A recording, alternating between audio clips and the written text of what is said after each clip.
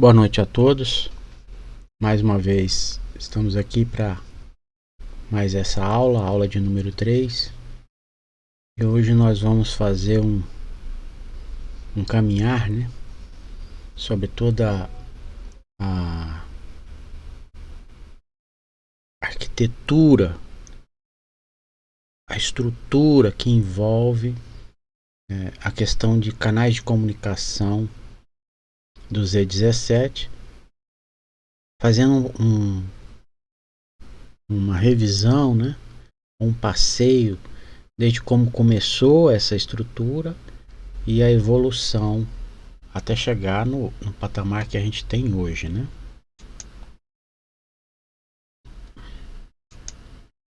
Então nós vimos na aula passada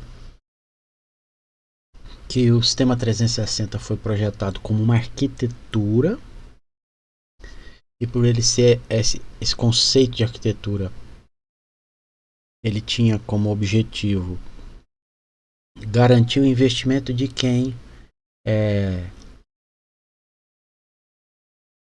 passasse a usar o ambiente 360, né? E desta forma apareceu esse conceito, né? E ele é basicamente estruturado na caixa principal, né? Vamos dizer assim, onde você tem processadores, memórias e os circuitos de controle que fazem ali todo o processamento, as comunicações, os controles, né? E as interfaces de canal. Porque essa é a parte, você lembra lá naquela introdução que todo processamento que você faz tem uma entrada, chega no ambiente da memória principal, é feito alguma coisa e ao término daquela ação, aquela informação é novamente gravada, né, no dispositivo de saída, no disco, na fita, enfim, né? Nós vimos que os primeiros sistemas eles tinham até 16 canais, esses canais de interface de comunicação, e nos modelos modernos hoje isso tem mais de 1000 canais. Então você vê que um caminho de evolução bastante considerável, né? Esses canais eles têm a função de se conectar às unidades de controle, né? As unidades de controle se conectam a dispositivos, né? Aí você tem disco, unidade de fita ou uma outra interface ou um outro equipamento de comunicação, tá? Então esse é o conceito básico que o 360 trouxe. Então a gente vê aí um desenho gráfico, né, mostrando isso. Você tem aqui, ó, processador ligado ao controlador de memória e o armazenamento, né, principal. Então você vê esse conceito aqui, ó, esses três itens, eles têm uma linha que os liga, então eles se falam, eles se enxergam, né? Existe fluxo entre eles de informação. E depois na parte do controle desse armazenamento, né? Você vê saindo aí algumas linhas, uma que vem aqui para essa caixa 1, ou seja, isso aqui é um canal de comunicação, ele tem essa identificação 1, esse aqui tem essa identificação 5, esse 6, tá? E o outro AB. Por que AB? Você poderia me perguntar. Porque esta informação é 1 byte hexadecimal, tá? Então esse canal, ele então plugou aqui, né, no canal paralelo 1, que por sua vez tem uma conexão com uma unidade de controle. Mesma coisa com esses outros dois, mesma coisa com esses outros dois. Você vê que esse canal B, ó, ele está ligando uma outra controladora de comunicação. Então ele não está ligado a uma fita ou um disco, ele está ligado a uma controladora que vai mandar um sinal para fora aqui, né? Uma linha de comunicação. Eu até falei que eu trabalhei num ambiente que tinha isso.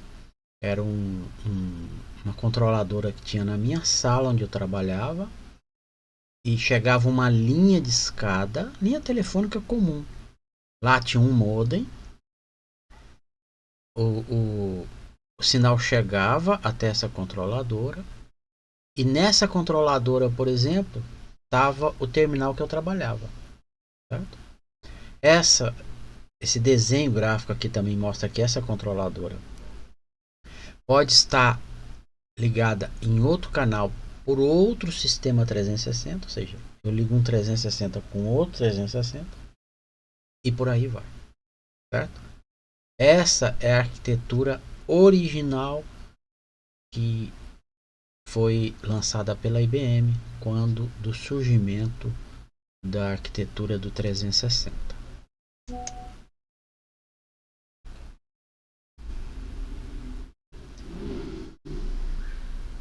Essa estrutura desse endereço, então, ela era composta de 3 informações. Uma que identificava o canal, qual canal que está passando essa informação. A segunda é qual controladora que essa informação vai se referenciar. E a terceira é qual device number, ou seja, qual destino final, qual unidade final essa informação vai chegar. Então a máquina, ela já sabia, né, que aquela informação que ela estava mandando, ela está indo para o canal 1, para unidade de controle 3, que vai ser para a unidade, o device final número 2. Então, esta estrutura inicial estava amarrada à arquitetura do hardware que você tinha lá, né? Então esses canais paralelos, eles eram compostos de cabos de cobre pesados, né, e de grande diâmetro, que eles chamavam de bus and tag. É o princípio, né, da solução apresentada pelo 360. Então essas unidades aí de controle de comunicação, que eles chamam de front-end processor, né? Tinha essa especialidade porque ela era o agente da comunicação, ela que controlava. Então você tinha esses modelos, ó, 2701, 2702 ou 2703. É ela que gerenciava todas aqueles canais, né? E o protocolo que era usado ali era o protocolo BSC, Binary Synchronous Communication, né? Lançado em 66, isso para ser utilizado no 360. Então ela se tornou esse padrão, tá? Usava conexão serial ou linha telefônica. Com isso, ela conseguia se conectar a terminais remotos, como era o caso que eu fazia o uso, né? Como o IBM 1050, 1030, 1060. Eu usei essas figuras aí, ou algumas delas que eu já não me lembro qual que era. Então, onde eu trabalhava, né, eu tinha o terminal, ele era ligado ao modem, né? Esse modem usava uma linha telefônica comum e fazia um teleprocessamento para a unidade central onde estava o computador em si, tá? Era assim que trabalhava naquela época. Dentro desse conceito você tem um conceito de mestre-escravo, onde o escravo era o meu terminal, né? Ou o escravo era a leitora de cartão, era impressora. E quem era o mestre? O mestre era o 360, né? Ele agia como controlador de tudo. Tá? Nesse conceito, o 360 introduziu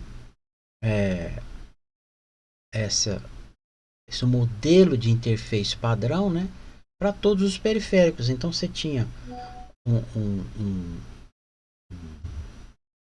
um padrão de conexão para impressora, para monitor, para leitora de cartão, para outra unidade de comunicação que lançava aquele sinal para fora via telefônico. Então era padronizado, era tudo o mesmo tipo de conexão, né? E o mesmo tipo de comunicação. E aí a gente evoluiu, saiu daquele tipo para esse aqui, aonde você vê no que eles chamam de SecBox. SecBox é o gabinete da máquina, tá?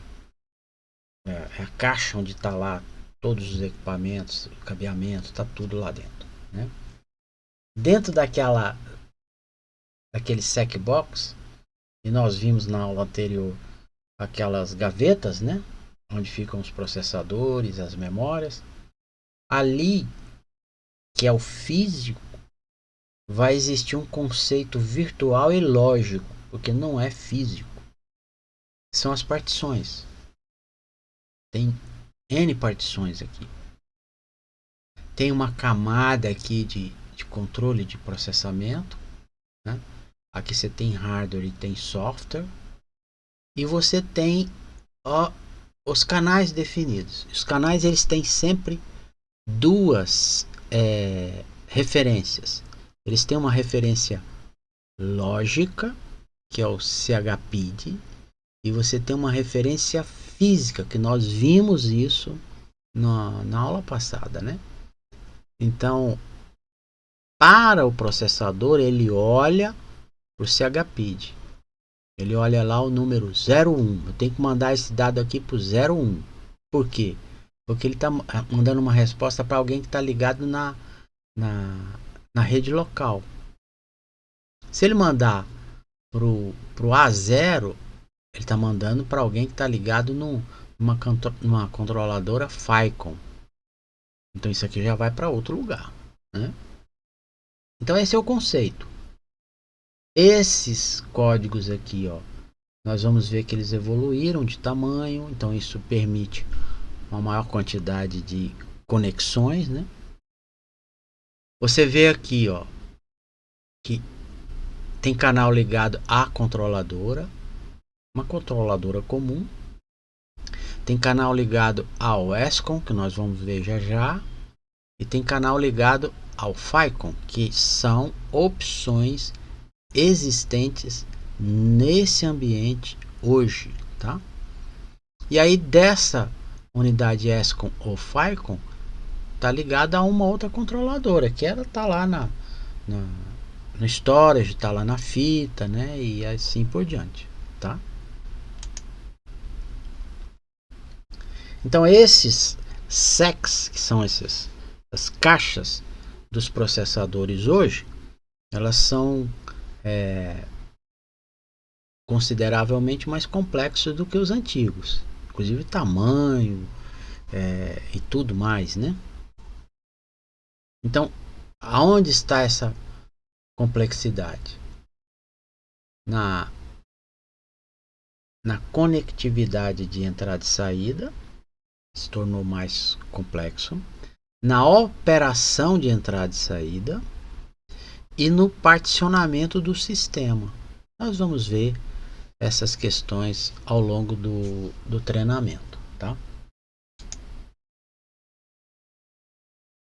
Você passa a ter agora canais ESCOM e canais FICOM. Você tem interruptores para conectar aquele dispositivo, aquele disco, aquela fita a mais de um SEC, ou seja, a mais de uma caixa de hardware, né? Se a tua unidade lá de instalação ela tem 4 máquinas Z16, isso vai ser possível você ligar suas unidades de disco a cada uma delas, porque nessa arquitetura das conexões e dos canais na evolução do Z16 ou do Z17 ou do Z15, isso é possível, tá? Esses endereços CHPID, eles são 2 dígitos hexadecimais, né? E se o seu ambiente tem várias partições, elas podem fazer uso compartilhado do mesmo CHPID. Isso não tem restrição, tá bom? É um endereço lógico, lembre-se disso. Então essa camada do subsistema, vocês lembram aquela camadinha que tem lá, né? Entre a partição e os PCX, né? Ela é chamada de camada do subsistema de entrada e saída. Então tem vamos dizer, uma camada de código ali que controla isso, que faz esse acompanhamento, essa verificação. Lembrando sempre que eu falei para vocês que o código que roda na máquina, ele é virtual, ele é lógico, ele não existe, ele não é físico, ele não é uma coisa palpável. Ele é um conjunto de instruções que controla aquilo ali, né? Como é que ele identifica isso? Dentro do ambiente do ZOS, nós vamos chegar nesse ponto lá, você tem, e a gente já falou um pouco sobre isso, você tem arquivo de controle I/O CDS. Então é nesses arquivos que você tem a regra clara lá de como você define isso, tá? E você cria cada um daqueles CHPID, dá nome para eles, identifica eles, tá? Então aquele é o endereço, né, de um dispositivo que seu ambiente vai usar. É basicamente isso. Então, fazendo um caminho por este processo, né, começou lá no 360 com o padrão BSC. Então esse já foi algo, vamos dizer, de avanço, e criou-se um padrão, né?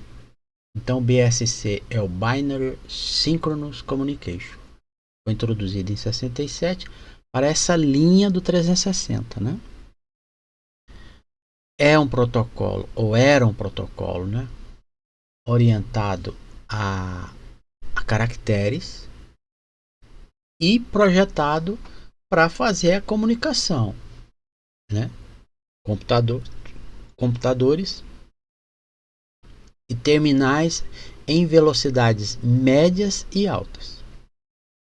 Ele veio substituir esse STRI, né, que era mais antigo, mas como eles criaram essa arquitetura, com certeza eles viram que eles iam precisar de algo mais de maior qualidade, de maior estrutura, de maior condições de responder aquilo que eles estavam esperando com o sistema 360, né? As velocidades típicas do BSC, né, ele operava em linha de voz, ou seja, ou que eles também chamavam de banda larga. Linha de voz porque você podia usar uma linha de telefônico, né?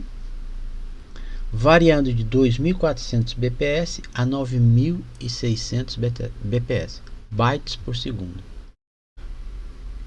E tinha algumas implementações que atingiam até 56 kbps ou mais. Aí isso acontecia em linhas dedicadas, ou seja, você tinha uma linha que foi criada, construída só para aquele fim, tá? Eu cheguei a ver algumas coisas assim. O modo de operação era um protocolo half duplex. O dispositivo envia ou recebe, né? Mas não ambos ao mesmo tempo. Então ele era essa característica, ou vai ou vem, orientado a caractere. Então isso apresentava limitações, porque ele tinha que enviar e esperar, né? Por ele ser esse tipo de protocolo, ele tinha que parada e espera, né?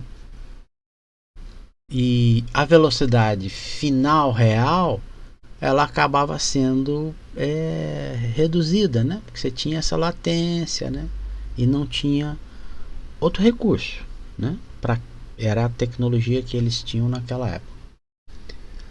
Nesse resumo, né, na década de 60 e 70, a velocidades de 9.6 kbps a 56 kbps eram consideradas altas velocidades para o padrão BSC 360. Então esse era o conceito que se obtinha usando o padrão de comunicação BSC. Depois nós evoluímos para o padrão ESCOM, Enterprise System Connection, também desenvolvido pela IBM. E aí a gente já começa a ter uma evolução considerável, tá? As velocidades de transferência, né? Que é um ponto bastante significativo a mudança. Já é de 16 megabytes por segundo, 17 megabytes por segundo. Mas tinha ali uma velocidade de sinalização nominal que era de 200 megabytes por segundo.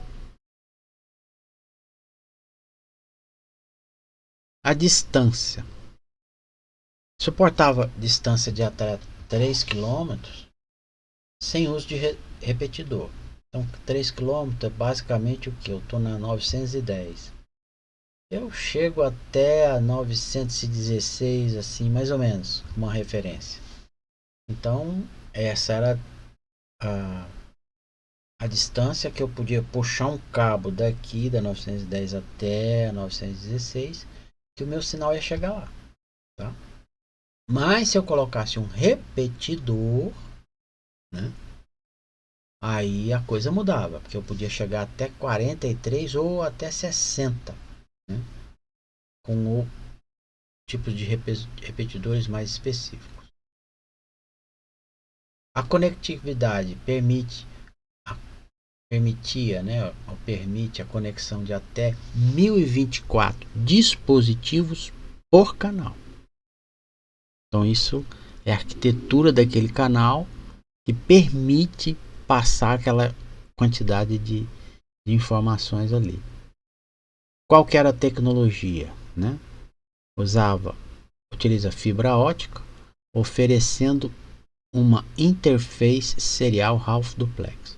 Então você vê que a gente saiu de uma arquitetura onde usava-se cabos de metal e passamos a usar uma arquitetura que utiliza fibra óptica. Aí a mudança é considerável, né? Pode ser configurado ponto a ponto através de um ESCOM Director. É um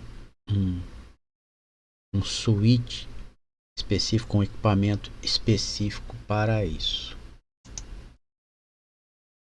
E por fim nós chegamos ao topo dessa linha de evolução, saindo do BSC, passando pelo ESCOM e chegando ao FICOM, que é Fiber Connection, né? Esse é um padrão de I/O, um protocolo de I/O de alta velocidade, também proprietário da IBM. E ele foi projetado exclusivo para esses equipamentos mainframe da IBM, né? E se ligarem à sua volta, né? Então você pode conectar um mainframe a outro, mas também você pode conectar um mainframe a um dispositivo de armazenamento ou um periférico outro qualquer. Tá? Ele é a evolução, ou seja, ele é o ponto de onde a IBM foi começando desde o BSC, passando por ESCOM, até chegar ao FICOM. Né? A gente viu lá no ESCOM o padrão Buzz and Tag, né? E como a gente saiu daquele padrão e chegou nesse patamar de qualidade e de eficiência, né? Então aqui você tem essa infraestrutura física, né, do Fiber Channel, e com isso você ganha mais desempenho, amplia a distância com mais confiabilidade. Tá? A tecnologia base, qual que é? Utiliza infraestrutura de rede de fibra, né? Camada física e de transporte, mas opera com protocolo de camada superior. Isso aí eu não sou muito conhecedor, mas eu coloquei para quem domina vai entender. Eu também não vou me aprofundar em todos os detalhes dos assuntos que envolvem isso, porque é muita coisa, né? E eu quero aqui deixar um mapa mínimo para vocês verem essa sopa de letrinhas que envolve o mundo do mainframe, pra vocês verem a complexidade e como tudo isso funciona de maneira tão perfeita, né? Velocidade e desempenho. Aí você já vê que a coisa começa a ter um ganho muito, muito grande. Suporta velocidades de 1, 2, 4, 8, 16 ou 32 GB por segundo, operando em modo full duplex. Utiliza principalmente topologias de malha comutada, que eles chamam de switched fabric, né? Através desses switches aí ou diretores, né? Eu não tenho muito domínio sobre parte de rede. Conheço um pouco, mas então nesse aspecto de distância, o FICOM ele consegue cobrir distâncias bem superiores ao ESCOM, né? Chegando até 100 km, sem precisar colocar repetição de sinal, né?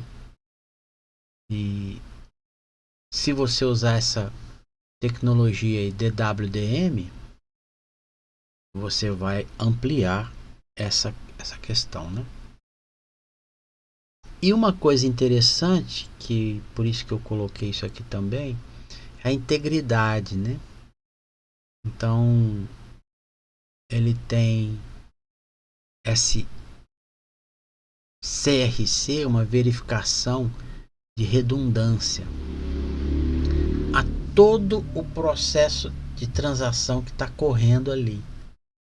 Então, isso é muito importante, porque em nenhum momento do processo você tem perda da informação que está passando ali.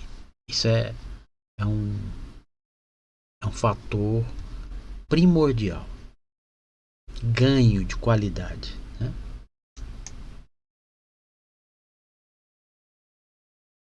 Então, quando a pessoa, o responsável lá, o que eles chamam no mundo mainframe, chamam de System Programmer, ou seja, é o analista responsável por programar aquela configuração daqueles EOS que está operando naquela máquina, né?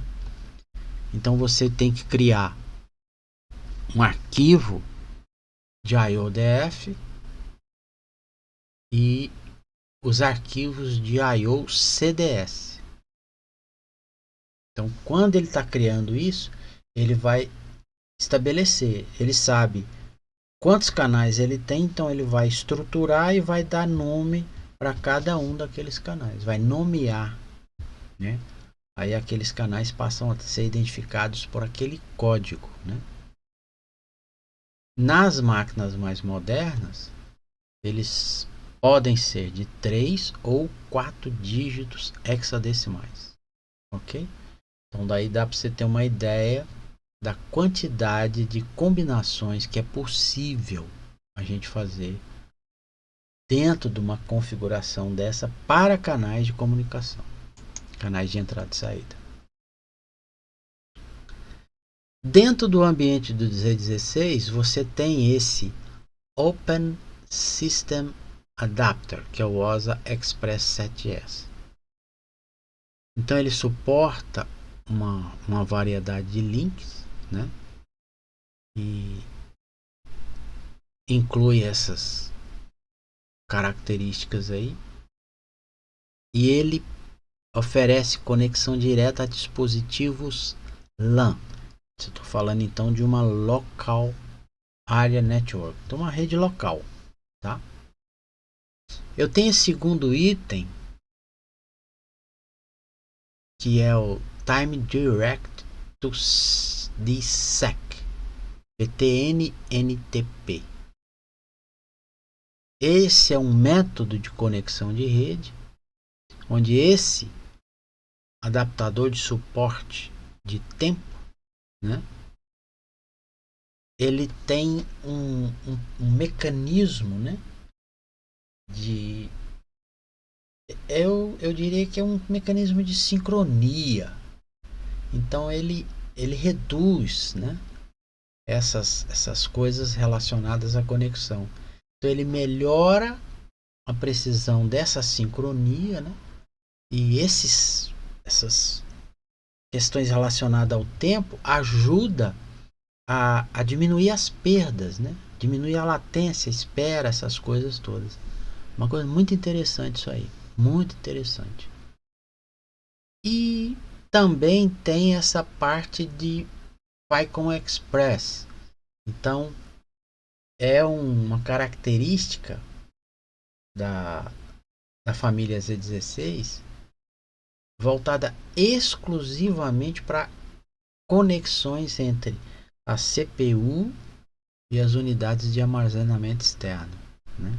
Então, se você quer conseguir um, um canal de alta velocidade sem latência considerada, você usa esse Ficon Express 32S. Muito sofisticado isso aí para conexão. E quando a gente está falando de CPU ligada a disco, nós estamos falando de transações ocorrendo ali, né? Sendo efetivadas, né? Todo tipo. Continuando essas características do Z16, nós temos hypersockets. Então aí é uma outra característica que a IBM lançou nessa geração do Z16, porque com essa tecnologia que é interna do SEC, que eles chamam, né, ou do gabinete, ele possibilita velocidades de comunicação entre as partições dentro do mesmo SEC, né, eliminando necessidade de cabos físicos. Então isso aí é algo que é é como se dentro lá das entranhas da máquina tivesse vias expressas, né? Exclusivas.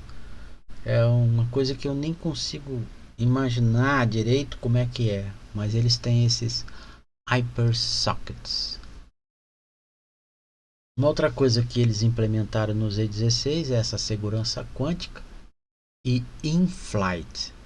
Então isso é um modelo de criptografia para a proteção de dados, né, que estão transitando de um lado para o outro.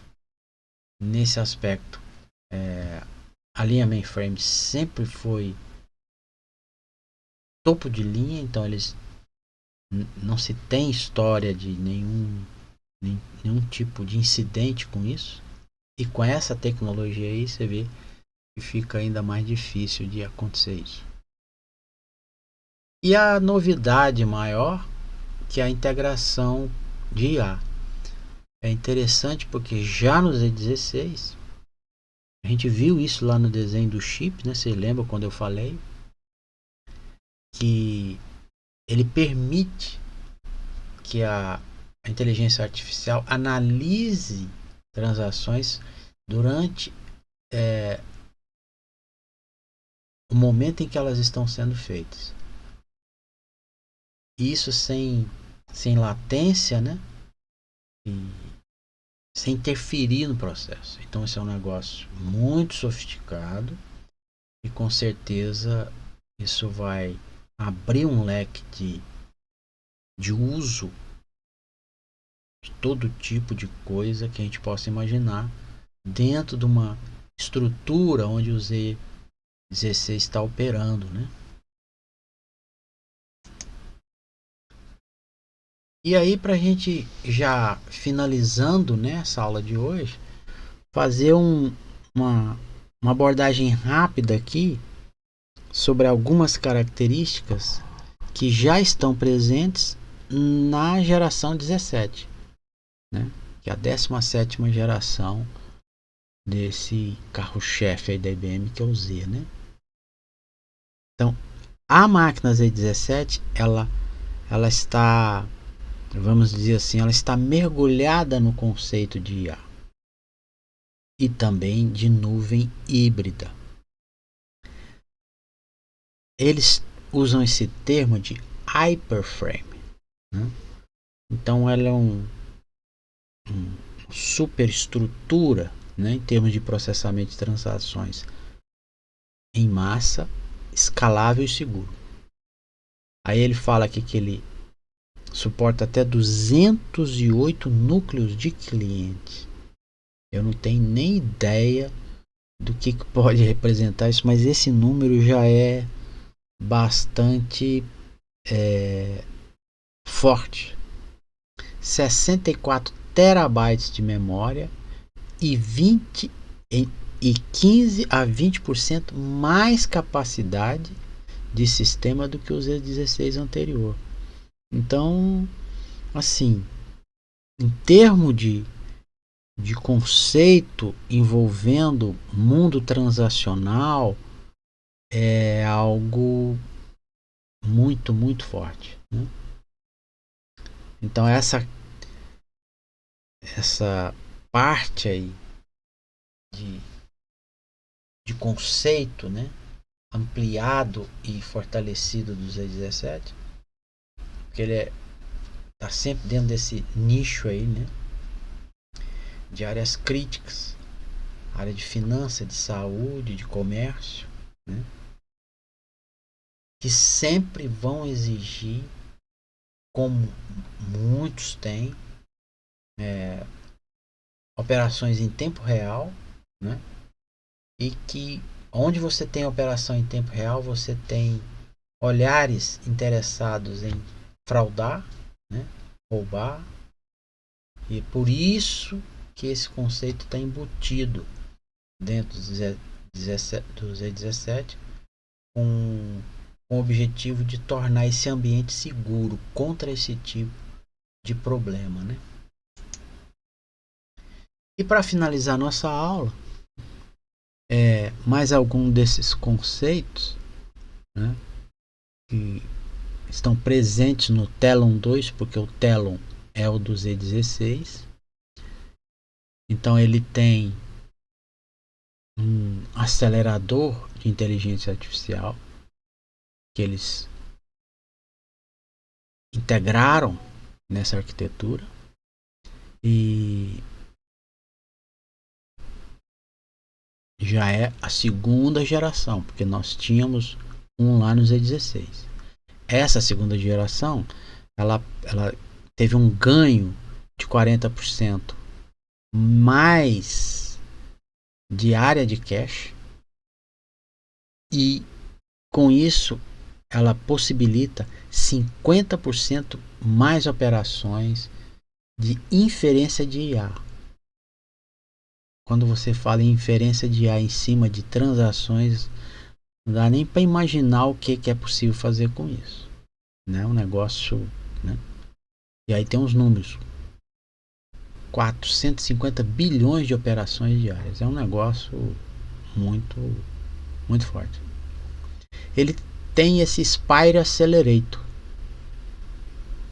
placa PCIe, tá? Com certeza já foi lançada, né? Oferece 32 núcleos. Então isso aqui é um ganho de performance e tudo mais dentro ali das entranhas da máquina. Muito interessante isso. A outra coisa também é essa segurança à prova de computação quântica. Então eles trouxeram isso porque, como já tem computadores quânticos em uso, e lembrando sempre que computação quântica não é binária. Então, quando eu comecei a estudar um pouco sobre computação quântica, é um negócio que dá um pouco de nó na cabeça. Então, não é uma coisa para qualquer um. Então, o que você consegue fazer com isso ainda é meio obscuro, né? E é perigoso. Então, eles já têm preparado a estrutura para se proteger contra isso.